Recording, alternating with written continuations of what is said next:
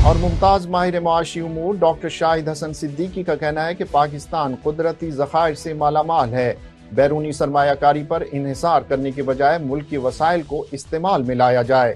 ان خیالات کا اظہار انہوں نے اسپیشل ٹی وی کے پروگرام چھپے خزانے میں کیا۔ انہوں نے مزید کیا کہا، آئیے دیکھتے ہیں۔ جو سب سے بڑا مسئلہ کرپشن ہے، اور کرپشن کو جس طرح تحفظ دیا گیا ہے مختلف طریقوں سے اشرافیہ کا، ابھی جیسے ہم نے کہا کہ لون جو معاف کیے گئے، کبھی کسی غریب کا لون معاف نہیں ہوا۔ جو ارب پتی ہیں انہی کے لون معاف ہوتے ہیں، کیونکہ وہ خود اسمبلیوں میں اپنے لون معاف کروانے کے لیے بیٹھے ہوئے ہیں، غریب تو کوئی نہیں بیٹھا ہوا۔ تو اس طرح کی اب چیزیں جب تک بند نہیں ہوگی تو ہماری، اس کے ساتھ ساتھ ریکوڈک کا کیس کا آپ نے ذکر کیا جس سے کافی بڑا نقصان ہوا۔ پاکستان میں $1 ٹریلین کے ذخائر موجود ہیں۔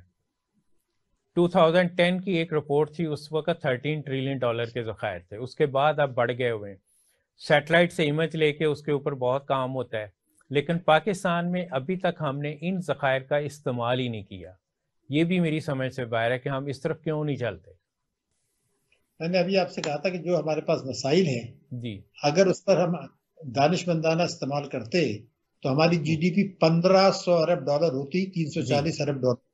لیکن یہ تو میں نے شروع میں ابھی آپ کو کہا، لیکن میں جو خوف آ رہا ہے یہ کہ یہ جو آج کل دہرایا جا رہا ہے یہ باتیں کہ بلوچستان میں اتنے وسائل ہیں، تو جو پاکستان دشمن قوتیں ہیں وہ بلوچستان میں یہ باتیں کر رہی ہیں کہ بھئی دیکھو 70 سال ہو گئے، تمہارے پاس تو سب سے زیادہ وسائل ہیں، اگر پاکستان نے کرنا ہوتا تو کر چکا ہوتا۔ ٹھیک ہے نا، جب آپ نے کچھ کرنا نہیں، جتنا یہ اچھالیں گے پاکستان دشمن قوتیں جو بلوچستان اور کے پی کو ہم سے الگ کرنے کی سازشوں میں مصروف ہیں۔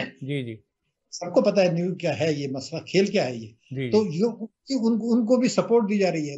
مقصد یہ ہے کہ آپ وسائل کے لیے بات چیت شروع کریں، جو بھی پیسہ ہے وہاں لگا کے شروع کریں، اور یہ دیکھیں اس میں عوام کو فائدہ ہو۔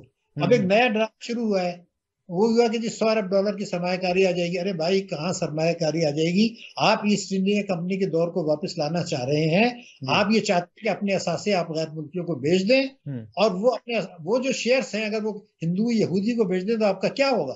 آپ کے 80% بینکنگ جو ہے وہ غیر ملکیوں کے پاس ہے، پی ٹی سی ایل آپ کے پاس ہے نہیں، بہت سے چلے گئے ہیں۔ میں بیرونی سرمایہ کاری کو ایک حد سے زیادہ معیشت کے لیے، پاکستان کی سلامتی کے لیے خطرناک سمجھتا ہوں۔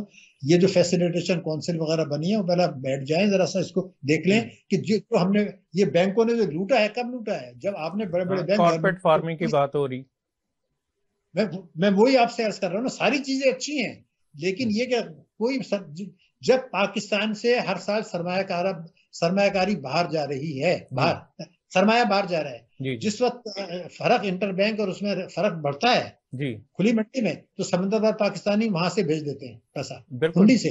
تو پھر آپ کیسے کریں گے؟ یہاں اگر کوئی سرمایہ کاری آئے گی بڑی، تو وہی پریشان کن سرمایہ کاری ہوگی جس میں یہ خدشہ ہوگا کہ ہمارے اثاثے کسی ہندو یا یہودیوں کے پاس منتقل نہ ہو جائیں، کیونکہ شیئر ہولڈنگ بیچی جا سکتی ہے۔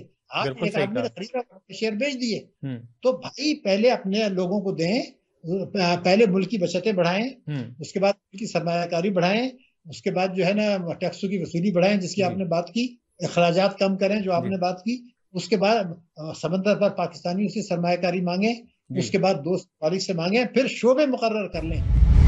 اسپیشل ٹی وی سے فی الوقت اتنا ہی۔ مزید معلومات کے لیے دیکھتے رہیے اسپیشل ٹی وی۔